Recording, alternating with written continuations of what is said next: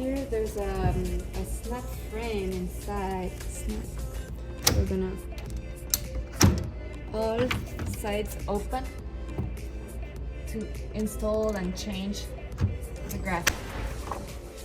Pretty simple process. And you can see the springs here. These are those that allow the snap frame to close back and be tight. And that's how you snap the frame back onto the poster, really tight. And then you can close this and lock it.